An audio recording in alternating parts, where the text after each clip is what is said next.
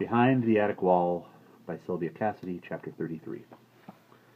June now, and the birch leaves hung over her head like a swarm of green butterflies in the hot air. Carefully she sat down, fitting her legs into the shadow of a tree trunk, and laying her fingers in the outline of a branch. She was to be sent away soon. Her aunts had just told her that this morning, sent away for good. "You have been a great disappointment to us," Aunt Harriet had said. She and Aunt Lillian had sat side by side like two chess pieces on the square sofa cushions in the parlor, and Maggie had sat opposite, wetting a length of hair under her tongue. "You have failed us," Aunt Lillian put in, while Maggie painted the edge of her cheek with the wet brush of her hair. "You are an unwholesome child." Maggie's eyes wandered, as they always did now when she was in the parlor, to the portraits over the mantel, and she picked out their family's details, the line of buttons down the woman's black dress, the handkerchief down with its cluster of roses, the spotted dog at the man's feet, the thread-like curve across the man's stomach, his watch chain she now knew, and the watch, the concealed gold watch. What hour did it announce? What time did it say in the folds of the dark-painted pocket? 8:35? The two aunts continued to speak, but Maggie's eyes were on the watch chain still. And it wasn't until later that their final words in the parlor organized themselves in her head and took on a meaning. "And so we are looking for a suitable place for you to live. You will be informed when arrangements have been made." It was a little while, at exactly 4:15 in fact. Her week away from the attic would be up, and she would steal back upstairs to see if the dolls had moved beyond the barrier she had made of bread slabs and teacups. Just 1 inch. That was all they would have to have moved, just 1 inch, and she would know they were still alive. Half an inch. It would take a while, maybe, but then, little by little, a turn of the wrist one day, a bend of the elbow the next, they would return to life, until one day they would push back their chairs and walk across the room and speak her name once more. 1 inch, she said, that's all. Move 1 inch. Move. When you want to wish for something very hard, the girls in school said, close your eyes and don't cross anything. Not your fingers, not your toes, not anything, or your wish won't come true. Maggie straightened her fingers against the ground, and her toes inside her shoes.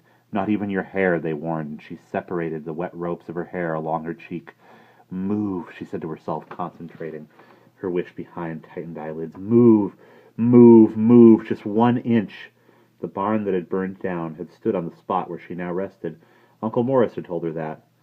"What fire? Where?" she had asked when they had stood by the gravestones, and he had answered, as she knew he would, "In the barn." "What barn?" She had pressed him further. "Where?" He had pointed them through the dense barrier of trees toward the house. "You can't miss it," he answered. "It's the one that's not on the lawn anymore." "Where?" Maggie had stamped her foot in exasperation. "Where was it before it burned down?" "Exactly where it was after it burned down." "Where?" She expected another evasive reply, but instead he led her through the woods, across the lawn, and over to the small crowd of birches, where, long ago, she had laid out the little rooms with twigs, and where, before she discovered the dolls, she had listened to them speak. "Here it is," he said, "or isn't, actually." This was where the barn had been? Right here where the birches were? Her birches? This was where the barn had burned down? Here? By now she knew, too, about the fire in the barn and how it had started.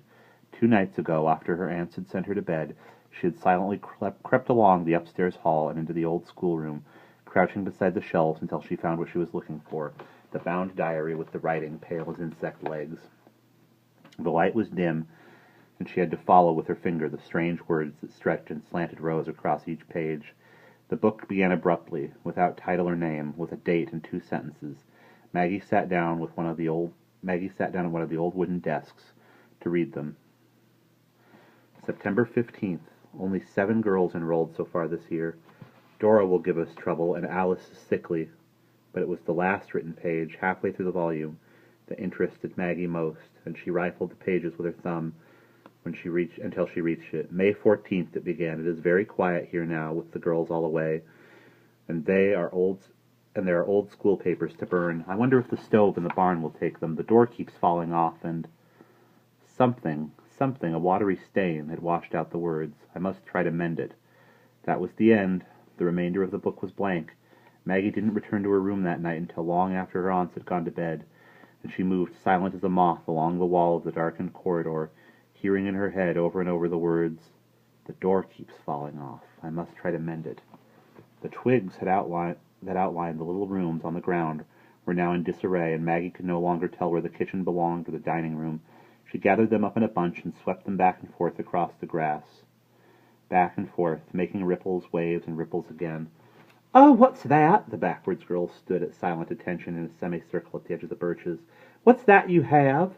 "It's a special thing I invented," she answered, holding up a clutch of sticks. "It's a comb for grass. It makes the grass all smooth." "Don't step there, you'll mess it all up." "Oh, how wonderful. Can I try the comb? Can I? No, you wouldn't know how to work it. Only I know how. It's very difficult." "Oh, what else is that in your hand?" It's a handkerchief. It's very old. It has this embroidery on it and everything, and it's very valuable. Somebody gave it to me to keep, and I'm not allowed to let anybody else touch it or anything. Here, I'll hold it up so you can see." And she pulled the square cloth top before her face. Wonderful, somebody said, but it wasn't the backwoods girls. She lowered her arms and found Uncle Morris standing in front of her, his long shadow joining those in the tree trunks along the grass. "A wonderful way to dry the laundry," he went on, brushing the bowl of his hat on his sleeve. Hold it up and breathe on it. How economical. But how do you manage with the sheets?" The next moment he was sitting at her side, letting the shadow of the trees lap over his legs. There was a long silence, and then finally she said, "Tell me about the people in the pictures over the mantel." "Ah, the people in the pictures," he replied at once. "Of course. Well, to begin with, they live in the parlor, as you might have noticed, in frames. They are next-door neighbors, and yet they never speak to one another. The man's chief occupation is to serve as a headrest for his dog. The dog, on the other hand, spends his time being a footrest for the man. I have always suspected, though, that when no one is looking, they reverse positions, and clothing as well, so that what you take to be the man is really a dog wearing a dark suit and a watch chain across his chest. And what you recognize as a dog is in fact a man crouching in a fur coat. But I've never been able to prove that. The woman spends her days keeping a handkerchief warm in her sleeve. What did they used to be like?" Maggie interrupted. "When they had the school and everything. People in pictures never used to be anything. And they never had the school. The school had them, over the mantel." "No, I mean the real people. Not the ones in the pictures. The Greens who founded the school. What were they like? What did they do? What did they used to say?" "Oh, those. I never knew them. They died long before I was born." He wasn't going to tell her anything, but it didn't matter. She already knew, and she remained silent a long time, listening to the birch leaves brush one another like soft wings overhead. Suddenly she turned to him and seized his arm. "Make them come back," she whispered fiercely into his face. "Make them come back. Please make them come back."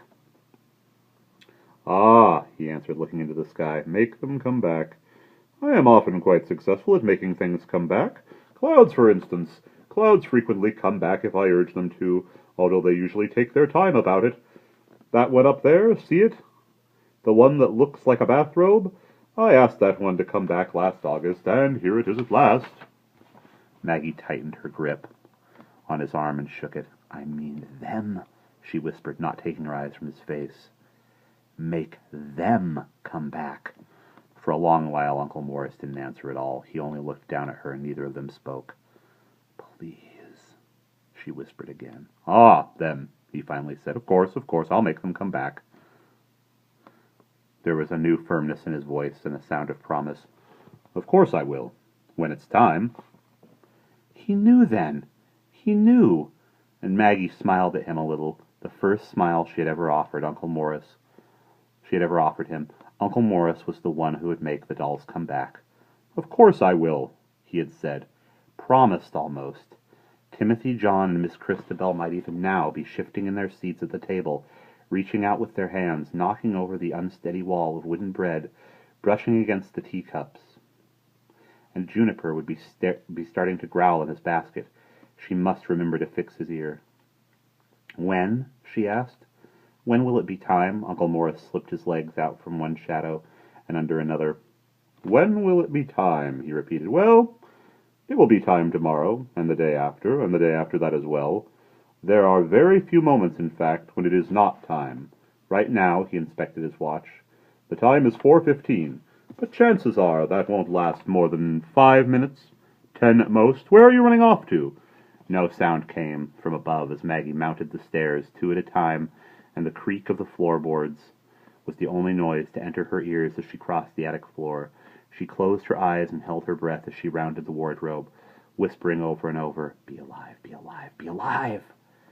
But in a single glance she saw that nothing had changed in the doll room at all. Miss Christabel and Timothy John's fingertips rested precisely against the wall of wooden bread.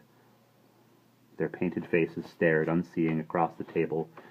Juniper lay like a stone in a basket where she had laid him 7 days before, almost to the minute.